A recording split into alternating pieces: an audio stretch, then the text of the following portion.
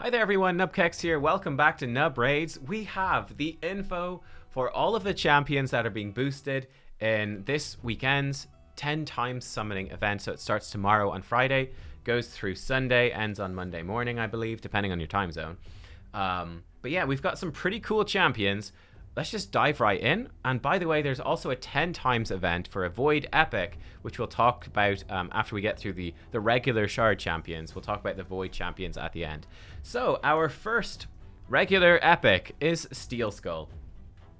This is sort of the theme of these champions, by the way, is poisoners, right? These are some of the best poisoners in the game. Or well, some of the champions are. Steel Skull's definitely not there anymore. When the game was, in its early stages, Steel Skull was considered to be very good. He's really got power creep now, though. He's really fallen off. He's still okay, but there's much better choices. So Decay, his A1, attacks one enemy twice. 10% chance of putting poison. Bucks up to 35% of poison. It's a small amount of poison, but it's not much. It's just sort of like an extra bonus. His A2, Cleansing Spell, removes all debuffs from a target ally, then heals them by 40%. Bucks to a 3-turn cooldown. It's actually not bad. Decent for clan boss, early game clan boss, to remove, the stun that the clan boss places. Then Protection, his A3, 4-turn cooldown when booked, puts 60% increased defense buff on all allies for 2 turns, and then heals all allies by 20% of their max HP. He also then has a 27% ally defense in Faction Crypts aura. So yeah, as you can see, he actually has great base stats, like he's super fast. He's a decent early game clan boss champion. He helps your team stay alive with AoE healing, increased defense, single target cleansing, removing the stun, small chance to poison.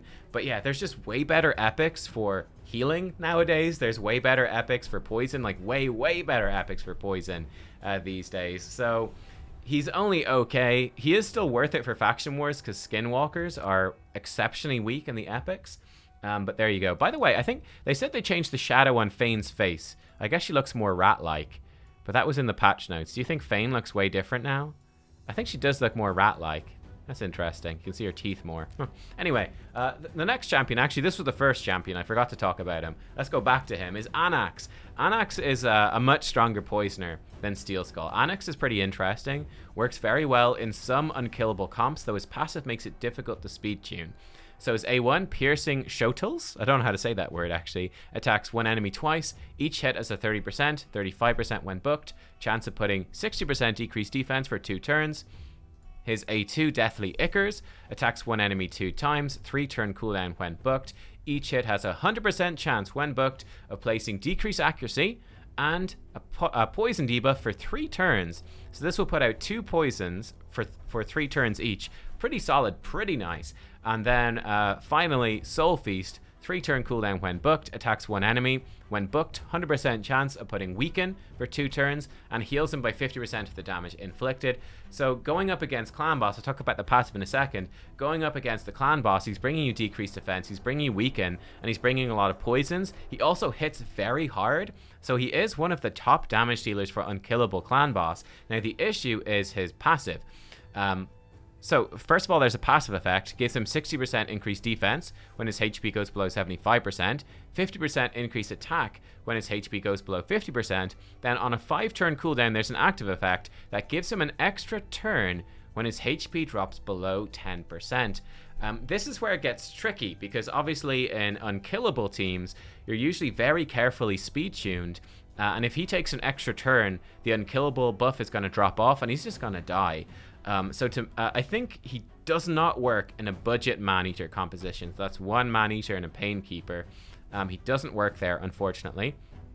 I believe that he does work in Bat-Eater, but you need faster speeds. I actually used the faster speed comp with Ninja, for example. So he does a similar thing that Ninja does. You need that faster speed. It's quite intensive on the speeds. I'm not sure. Someone who knows could let me know if he works in Demythia comps. So comps that are not unkillable, but actually bring in block damage instead. Because block damage would stop his passive from ever triggering. And again, he could be really good there, just doing an absolutely monstrous amount of damage. So yeah, I think Anax is really good, but you got to be willing to put the work in to figure out how to make your comp work with him. Because he's not as plug and play as, let's say, we just mentioned Fane as getting the new chin, but Fane is like very similar but more plug and play. Then next up we have an incredibly good epic. I mentioned that Steel Skull was like one of the old school epics. Venomage, she is the new school, and she is an absolute beast, exceptionally powerful. Toxicity, her A1 attacks one enemy twice, decreases their max HP by 75% of the damage inflicted if they're under heal reduction, makes her useful for the Scarab King in Doom Tower, and possibly some Hydra heads in the future, we will see.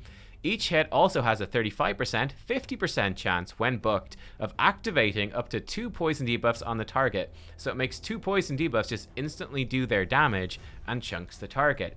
Her A2, Neurotoxin, 3 turn cooldown when booked, attacks one enemy, 100% chance when booked of placing decreased defense, 100% chance of placing decreased attack if the target's under a poison debuff, right? So again, against Clan Boss, bringing decreased defense and decreased attack. And then her A3 is actually an AoE attack, 3 turn cooldown, attacks all enemies, 100% chance when booked of putting 100% heal reduction debuff for 3 turns. Also has a 75% chance of putting 2 poison debuffs for 2 turns. And by the way, with this heal reduction, she has a passive. Enemies under heal reduction do 15% less damage. Accuracy aura in all battles as well. So she is just a monster across the game in general. Dragon Slayer, Ice Golem. She probably works on Fire Knight. What do people think of her in Fire Knight? Yeah, she's not bad for Fire Knight. Spirit Keep, not great for PvP. And Force Keep, obviously the wrong affinity, but she's good most other places. Doom Tower, Beast as well.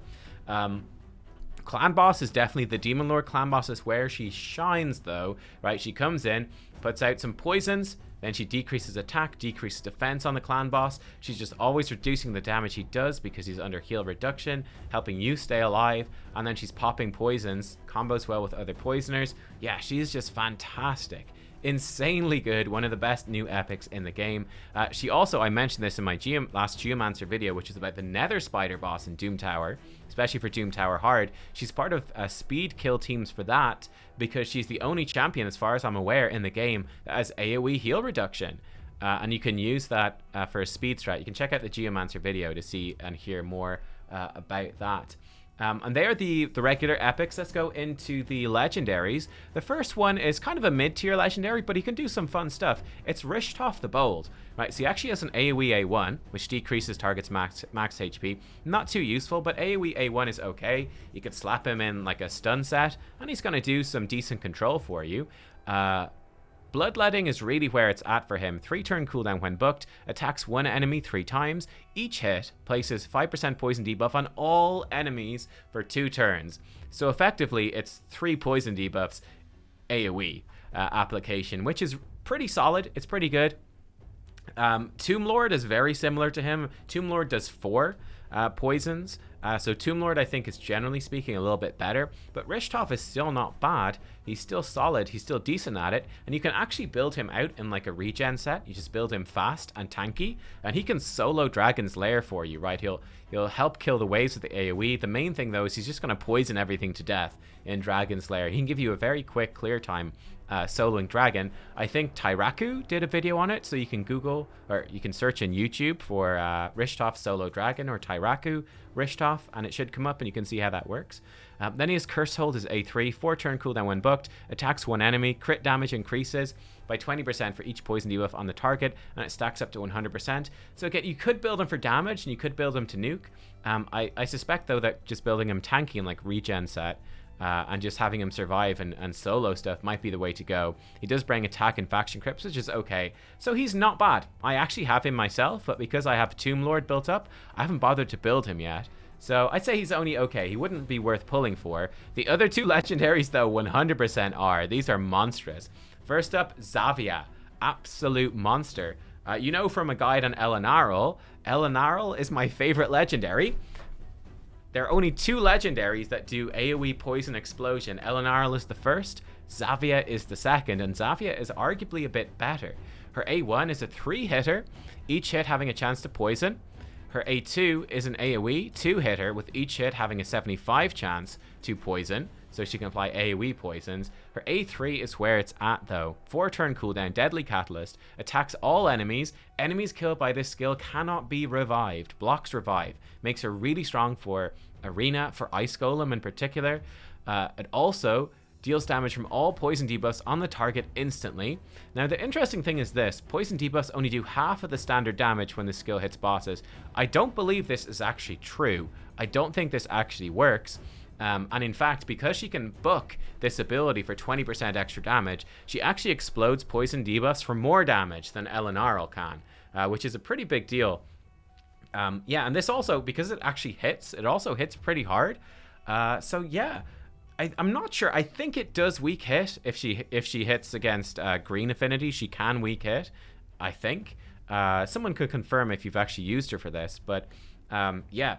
Obviously, this makes her incredibly good for poison explosion comps. I'll show you after we look at the next legendary, the speed comps, and how those work. And then she does have a passive that only works when Bellinor, who's a void legendary from the High Elves, is on the same team, which attacks one enemy, 5-turn cooldown, and does debuff spread. 4 random debuffs from the target, puts them on all enemies. Really good effect. Maybe you could do something with them on Hydra, I don't know. And then ally attack in all battles, which is obviously really good. And she's very high attack, good speed. She's super squishy, but she's an absolute monster. She's super good. I would really, really love a Zavia. I'm not going to lie. And then probably a champion I'd want even more than that, though, is Calvalx. He was actually a fan design. I think they won a contest, an art contest for champion design, and he got in the game. So he looks super cool. And he is a poison monster. His A1 attacks one enemy. 40%, books up to 55% chance of increasing the duration of all poison debuffs on the target by 1 turn, and it heals them by 2.5% of their max HP for every poison debuff on the target, so it's okay. It's his passive is where he's really at. Corruption Locus is A2, is pretty good too though. 3-turn cooldown, attacks one enemy with an extra hit for every poison debuff on the target, up to 3 extra hits, so good single target damage. His A3, Storm of Vitriol, 4-turn cooldown, AoE attack, and the damage increases according to the number of poison debuffs on each target, and it also scales off of enemy max HP. Again, I think this is bugged. I'm pretty sure it's bugged, and that this is doing way less damage than it's supposed to. I don't know if they're going to fix it, but presuming that they do fix it at some point, he's going to be disgustingly good. But again, someone who knows more could maybe let us know in the comments, but I believe this is doing much less damage than it's supposed to, but it doesn't matter because his passive is just insane, right? Puts 4 poison debuffs on all enemies for 2 turns at the start of each round. Has a 50% chance of putting another poison debuff on all enemies for 1 turn at the start of every turn. And whenever an enemy puts poison on him, it instantly removes it and replaces it with a 15% continuous heal buff for 2 turns instead. And by the way, he does have 19% speed in all battles. This is just crazy. This enables your teams. If I jump across here, let's take a look here at Ice Golem. Let me show you like the speed teams for Ice Golem. Just absolutely disgusting, right? Teams of the week. Look at this top team. Double Calvalx, double Elenarl, right? And then a Solus to solo the boss in regen. Over here, we've got double Calvalx, a Zavia, and Elenarl, and then Frozen Banshee to solo the boss. Here, double Calvalx, double Zavia, and then Vizier solos the boss in regen. You get the idea. We've got Urogrim. This is a different team here. We've got some different teams. Here's one with 1 Calvalx, 1 Zavia, Urogrim, and Bad L, and then Reset with Kymar. So yeah, he's going in, but like the best team in the world. You know, they're bringing in double Calvalx. They're bringing in Zavia, Elenarl. It's kind of nuts. I think the same thing is probably true of Dragon's Lair. Let's check it. I'm not 100% sure. So this is red affinity anyway. Yeah, so double Calvalx, Elenarl, Zavia, Vizier, double Calvalx, Elenarl, triple Calvalx, double Zavia. You love to see it, guys. You love to see it. You know, they don't even have enough slots. There's 10 debuff slots. The triple Calvalx can't even put that many poisons out. It gets blocked, but it's still worthwhile. He's that good. So, pretty insane. Then we have the Voids. So, first of all, there is going to be a guaranteed champion who's not related to the poison game here at all, which is Godseeker Aniri. Right, so she's a guaranteed champion with 25 void shards. You can guarantee pull Godseeker Aniri. This is a tough call. I think Godseeker is incredible.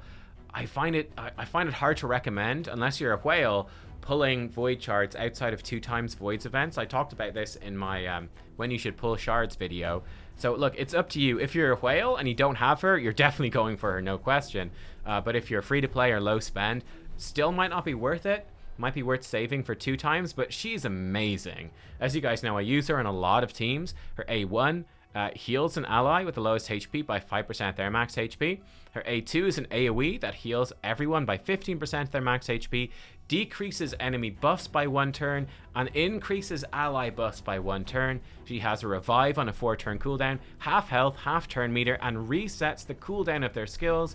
Then she has a passive, everyone gets 10% more healing from everything. And then on a 4-turn cooldown, when someone dies, she just instantly places revive on death on them before they die, and they just jump right back up. She's got solid stats as well. She's got good damage multipliers, defense based. She actually hits very hard, but she is fantastic.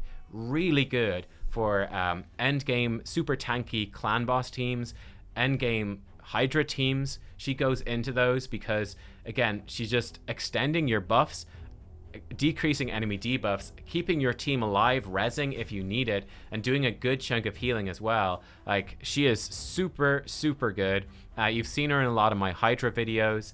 Yeah, Godseeker is amazing. But it's just the question of, is it worth pulling to get her? Because it's a lot. That's a lot of void shards. Like, for me, I don't even think. Yeah, okay, I've got 24, so I could do it if I wanted. I'm not going to. But I guess I could just barely, and that's me being saving like a madman. In terms of the void champions that are targeted then in the 10 times pull, first up we've got one epic, which is Ogre and Tribes, and it's Urogrim. So Urogrim was crazy OP when he first came out. He got nerfed a lot. He's still a good champion. We saw that in some of those speed teams for Ice Golem. Like, he's in there, right? He's not bad. He does bring you 20% speed in all battles, which is useful. His A1 attacks one enemy twice, each hit 25%, bucks to 40% chance of placing poison. So this is not bad. It actually adds up to a decent amount of extra poison. It's pretty good. A lot better than Steel Skull, who we saw earlier. This is also like Steel Skull. Tingly Tincture, bucks to a 3-turn cooldown, removes all debuffs from an ally, heals them by 40% their max HP. I think this is identical to Steel Skull, though I think it needs more bucks. Then Bizarre Vapors is A3. It's very good. 4-turn cooldown when booked, puts 2 poison debuffs on all enemies for 2 turns, and a continuous heal buff on all allies for 2 turns, which is nice. Gonna combo well with the upcoming Fusion as well, who also does continuous heal stuff. So yeah, he's basically just doing a nice amount of poison and a good amount of healing for your team. Really good for faction wars, really good for Ice Golem. He's a solid champion, not too bad. Again, I would not go for an epic and a 10 times void.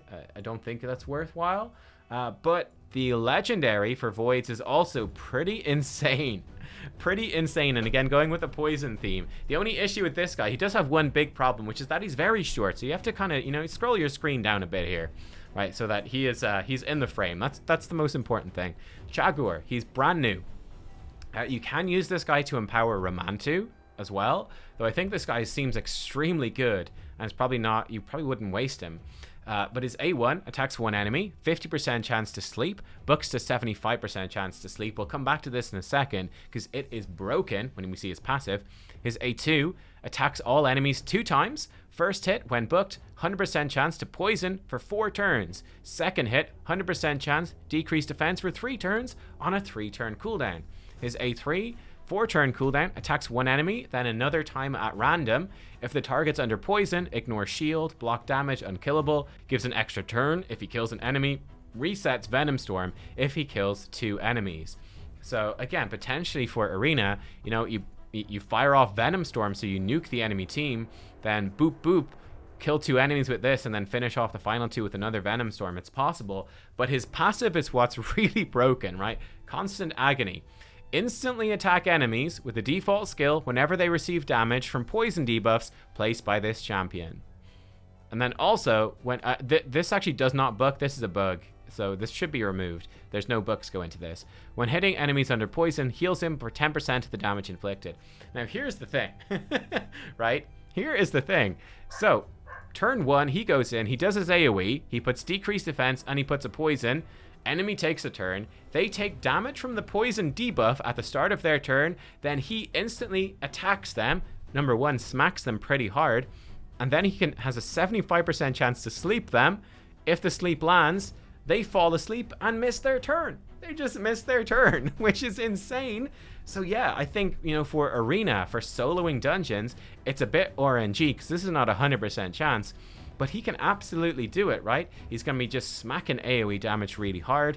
he's going to keep sleeping people, and they're going to keep missing their turn just because he gets to attack every single time. I think he's pretty cool. I mean, maybe this could possibly do some stuff for Hydra. I don't know. There's so many Hydra heads that are immune to poison. I don't know. But yeah, he seems very good. Attacking all battles as well. I think Jaguar, I think the whales would probably be out and pulling shards for this guy. I think that's quite likely, just because of how ridiculous some of these things you can do with this are. And then at the worst, in worst case scenario, if he gets nerfed or changed at any point, you can always use him to empower Ramantu, who's the ultimate mission champion right now. And Ramantu's pretty decent for some endgame PvP and stuff like that. But there you go, guys. They are the 10 times events. Let me know what you think. Are you going to be pulling? My advice, if you're a whale, you do you. You do what you want to do, and that's fine. If you're a low spender or you're free to play, I think it's probably worth skipping this one. It's tough.